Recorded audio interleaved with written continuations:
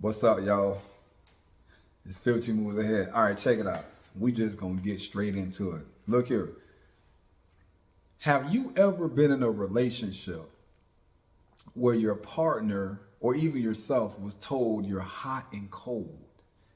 Do you know to be hot and cold, to act one way this day and another way this day, is sometimes called bipolar? Some people may even call it MPD, multiple personality disorder.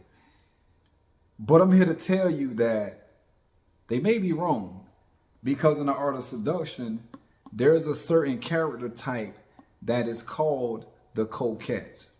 Now, the coquette, in the art of seduction, I need you to pick up your art of seduction.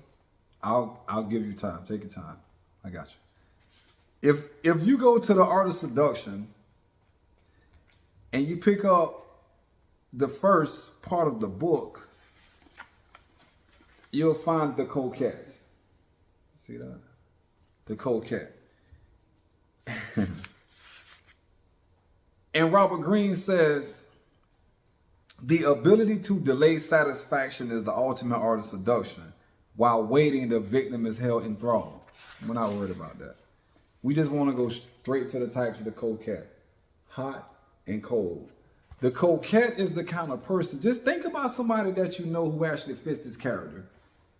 They will make you feel like you're the best person in the world one day, and then the next day they'll feel like you are the worst person in the world.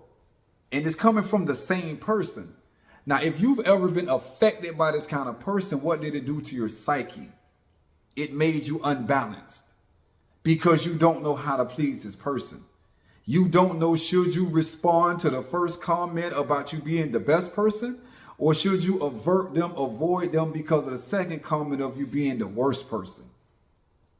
But if we take this same ideology and we turn it around in the art of seduction, we can then learn how to use this to seduce. Remember, seduction comes from the Latin word seducere, which means to lead astray. I don't have to seduce you to have sex with you, but I might want to seduce you to sell this car to you. I don't have to seduce you to get you to come into my home to have sex with me, but I can seduce you into purchasing this home if I sell houses. My ultimate goal is to lead you from one state to a different state. I want to take you from where you're standing to where I think you should be headed to. And that is the ultimate goal in seduction. So we have 9 character types in the beginning of this book.